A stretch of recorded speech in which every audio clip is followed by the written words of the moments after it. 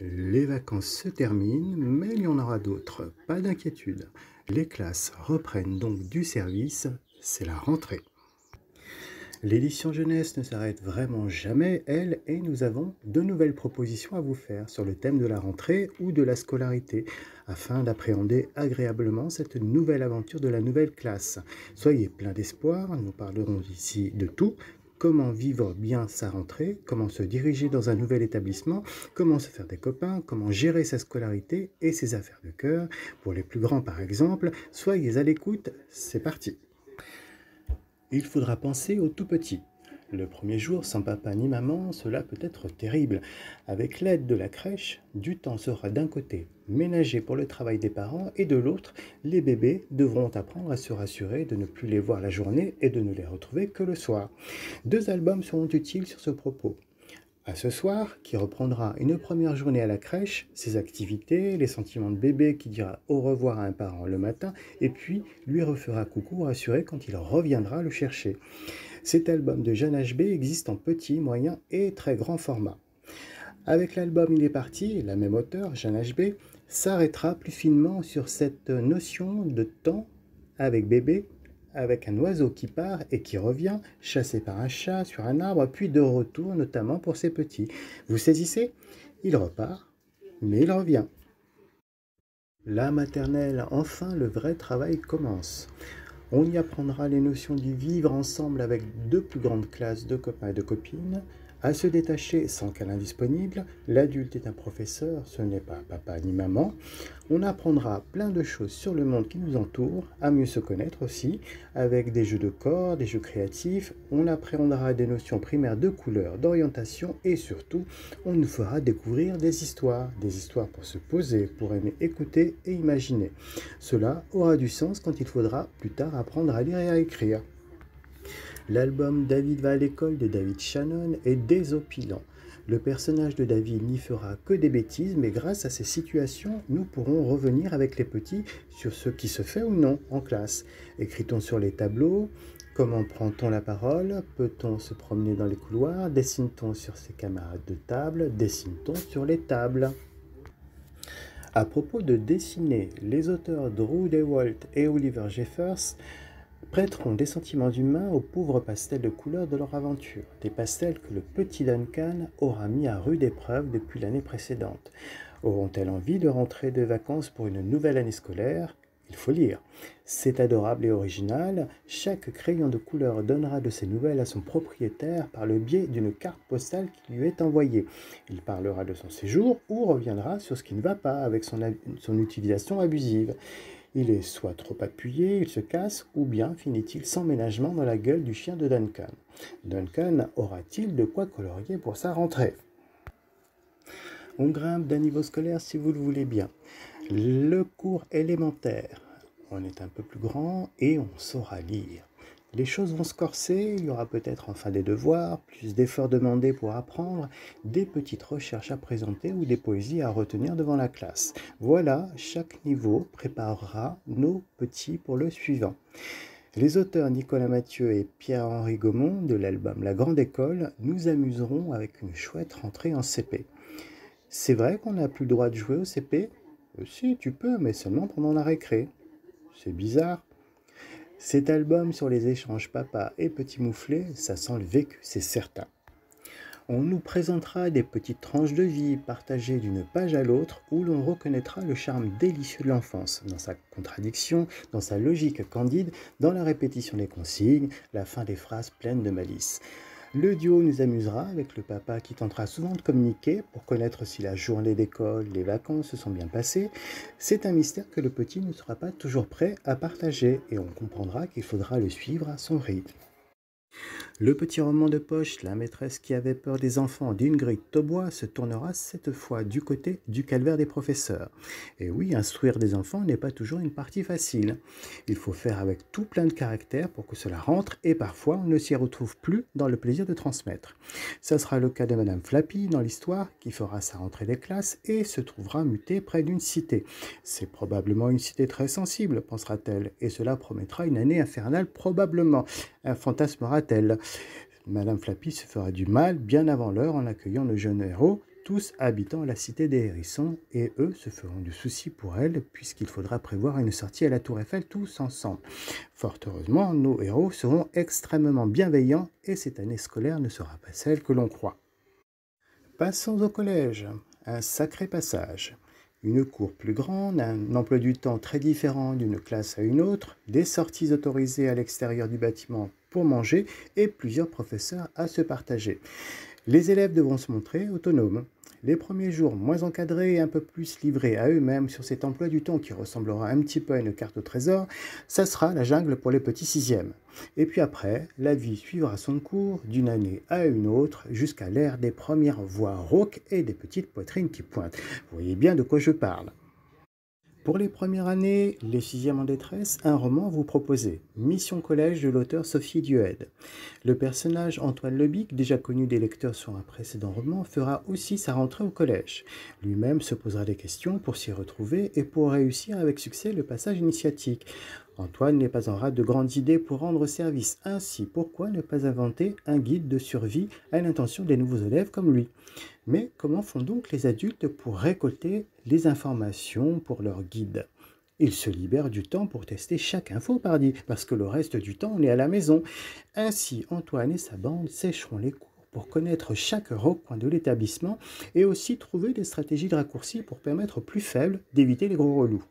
Le guide, très amusant, sera constitué comme un journal de bord, à moitié dessiné, à moitié raconté, comme c'est à la mode en littérature jeunesse.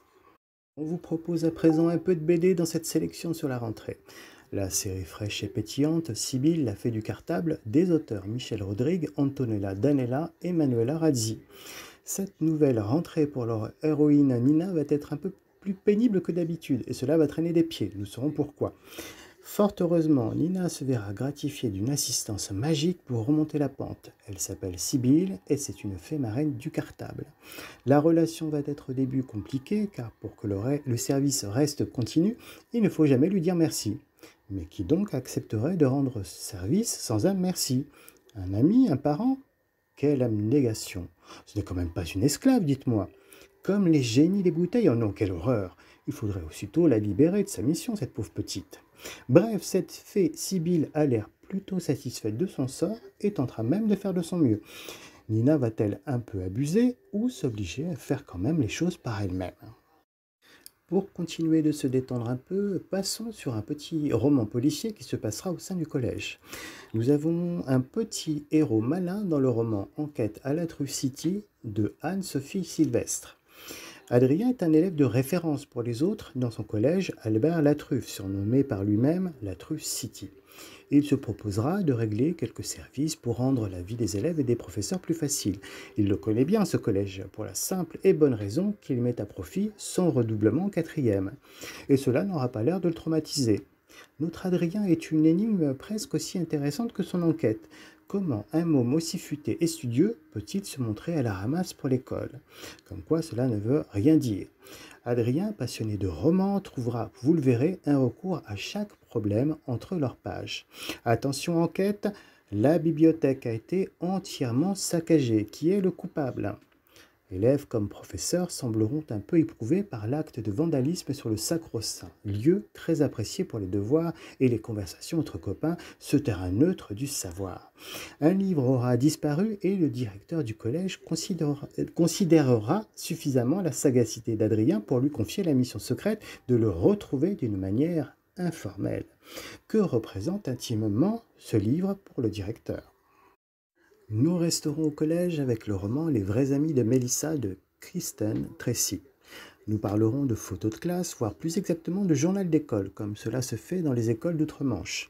Tandis que nous posons depuis les plus petites classes avec nos professeurs, les écoles des États-Unis, par exemple, préféreront l'idée d'un journal identique pour tous les élèves d'une même année, niveau par niveau, pour chaque chapitre. Chacun aura donc sa photo rangée sur la page de sa classe et pourra, pour la postérité et le souvenir, glisser un petit mot en légende. C'est notre élève de 6e, Mélissa, dans ce roman, douée pour la photo, qui se chargera de faire poser devant l'objectif. Le problème est que, dans ce collège, seuls des élus, des élèves pourront y figurer pour représenter leur année. Après la place de délégués des élèves, nous retrouverons donc de nouveau surtout les plus populaires. Tout le monde ne sera pas toujours sincère dans son choix, histoire de ne se mettre personne à dos. C'est ce qui rendra le roman intéressant car Mélissa, elle, brisera la tradition en choisissant les moins populaires pour représenter le collège. Et oui, eux aussi ont des choses à dire et seront promis à un bel avenir. Cela va bouger, on ne vous dit que ça. Quand on parle d'élèves en galère, justement, voici un roman sur le sujet. Cela parlera aussi d'amitié improbable et de seconde chance. Avec Ma dernière chance s'appelle Billy Day d'Erin Lange, Dane, un collégien forte tête, aura du mal à concilier vie scolaire et sociabilité. Le censeur de son collège lui posera donc un ultimatum, il change ou il est renvoyé. Sa seconde chance résidera dans l'assistance quotidienne au sein de l'établissement à un élève intégré trisomique qui s'appelle Billy. Petit à petit, la corvée va se transformer en vraie mission d'amitié, surtout lorsque Billy voudra se sauver pour retrouver la trace de son père disparu. Dane ne sera pas convaincu des indices rassemblés par Billy, qui se montrera plus entêté que lui, mais il ne le lâchera pas pour autant, pour qu'il ne lui arrive rien.